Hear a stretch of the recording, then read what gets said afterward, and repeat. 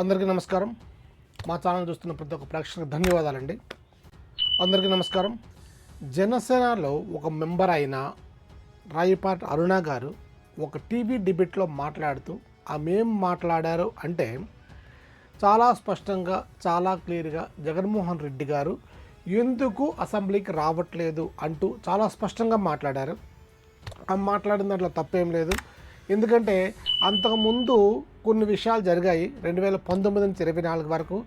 అవేంటంటే ఎవరు మాకు 151 వచ్చాయి, మమ్మల్ని ఎవడు ఆపేవాడు లేడు, పీకేవాడు లేడు అనుకున్న జగన్మోహన్ రెడ్డి గారు వాళ్ళ ఎమ్మెల్యేల తాలూకు కావచ్చు, వాళ్ళ చెంచాలు కావచ్చు, వాళ్ళు పేటీఎం బ్యాచ్ కావచ్చు, వీళ్ళందరూ ఇష్టం వచ్చినట్టు వాగారు. ఆ వాగింది ఎవరి గురించి అంటే చంద్రబాబు నాయుడు గారి వైఫ్ గురించి, భువనేశ్వరి గారి గురించి, నారా లోకేష్ గారి వైఫ్ బ్రహ్మణి గారి గురించి కావచ్చు, పవన్ కళ్యాణ్ పిల్లల గురించి కావచ్చు, ఇంకొకరి గురించి కావచ్చు, ఎవరి గురించి అయినా సరే ఇష్టం వచ్చినట్టు వాగారు. ఆ వాగుడికి భయపడ్డారేమో ఇప్పుడు. ఎందుకంటే ఎప్పటికీ తెలుగుదేశం అనేది ఇంకా రాదు, మనమే కింగు బొంగు అనుకుని ఉంటారు. అలాంటి పరిస్థితిలో వాళ్ళకి 11 వచ్చేటప్పటికి చెంప చెల్లు మన్నట్టు కొట్టినట్టు అనిపించిందేమో. ఈరోజు అసెంబ్లీకి రావడానికి కూడా భయపడుతున్నారు. అంత భయపడే వాళ్ళు ఆ రోజు వాగడం దేనికి అంటే పుల్లు గిల్లు అంటూ ఏదేదో మాట్లాడుకున్న వాళ్ళు ఈరోజు ఎందుకు రావట్లేదు అని రాయపాటి అరుణ గారు ఒక డిబేట్లో మాట్లాడారు. ఆమె చాలా క్లియర్గా, స్పష్టంగా అన్నీ చెప్పుకొచ్చారు. ఏంటంటే జగన్మోహన్ రెడ్డి గారు ఎవరికి పుట్టారు అనేది మేము అసెంబ్లీలో అడగము, అలాగే జగన్మోహన్ రెడ్డి గారి పిల్లలకి తండ్రి ఎవరు అని మేము అసలు క్వశ్చన్ వెయ్యము. ఇక్కడ అసెంబ్లీ ఉన్నది కేవలం సమస్యలు పరిష్కరించుకోవడానికి, సమస్యలని మాట్లాడుకోవడానికి, ప్రజా సమస్యలను తీర్చడానికే తప్పితే అలాంటి క్వశ్చన్స్ మీలాగా మేము వెయ్యము అని చాలా స్పష్టంగా ఆమె చెప్పారు. వీళ్ళు ఏం చేశారంటే ఆమె చెప్పిన దాన్ని ముందు వెనక తోకలు కట్ చేసేసి వీళ్ళకి అవసరమైనంత వరకు జగన్మోహన్ రెడ్డి ఎవడకు పుట్టాడు అని రాయపాటి అరుణ గారు అన్నారు. దీని మీద యాక్షన్ తీసుకోవాలి, కంప్లైంట్ ఇవ్వాలి అనుకుంటూ వీళ్ళు ఏదేదో మాట్లాడారు. ఆ మాటలన్నీ పాపం ఆమె తప్పుగా మాట్లాడలేదు, ఎవ్వరి గురించి తప్పుగా మాట్లాడలేదు.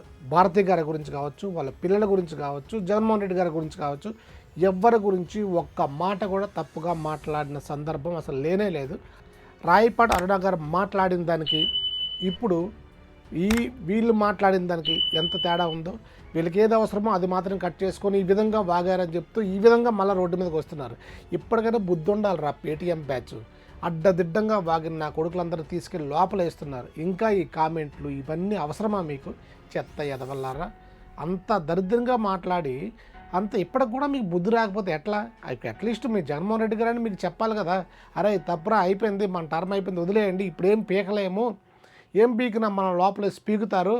ఇప్పటికే చాలామంది అకౌంట్లు ట్విట్టరు, ఇన్స్టాగ్రాము, ఫేస్బుక్ ఏదైనా కావచ్చు, మీ సోషల్ మీడియా ఉన్న వాళ్ళు వైసీపీ సోషల్ మీడియాలో ఎవరైతే ఉన్నారో వాళ్ళందరి అకౌంట్లు ఒకసారి ఓపెన్ చేసి చూడండి. అన్నీ డీయాక్టివేటు లేదా వీడియోస్ అన్నీ ప్రైవేట్లో పెట్టేసి డిలీట్ కూడా చేశారు కొన్ని.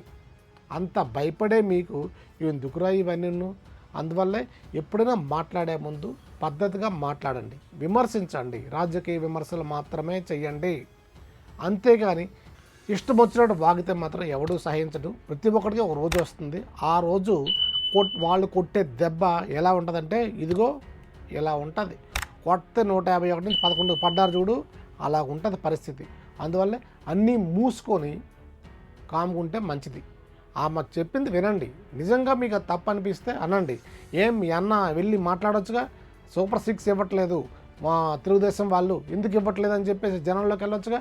ఎలక్షన్స్కి ముందు ఇంటింటికి పంపించారే, గడప గడపకి పాలన అని చెప్పి ఎమ్మెల్యేలు పంపించారుగా, ఇప్పుడు పంపించండి. మీ 11 మంది వెళ్ళండి, ప్రజా సమస్యలు తెలుసుకోండి, వీళ్ళు ఎంతవరకు చేస్తున్నారు, ఏం చేస్తున్నారు, ఎలా చేస్తున్నారు అన్నీ తెలుసుకొని అప్పుడు మీరు అసెంబ్లీకి వెళ్ళి మీరు ఫైట్ చేయండి. అడగడానికి మీకేం లేదా హోదా, మీరు గెలిచారు కదా, మీరు అసెంబ్లీకి అడుగు పెట్టొచ్చు, మీరు ఏమైనా మాట్లాడచ్చు. అలా మాట్లాడలే చేతగాని దద్దమ్మలు మీరందరూ ఈరోజు ఏమొచ్చి పోస్టులు పెట్టే వాళ్ళందరూ అరెస్ట్ చేస్తున్నారంటూ ఇది చేస్తున్నారు. బుద్ధి జ్ఞానం ఉండాలి.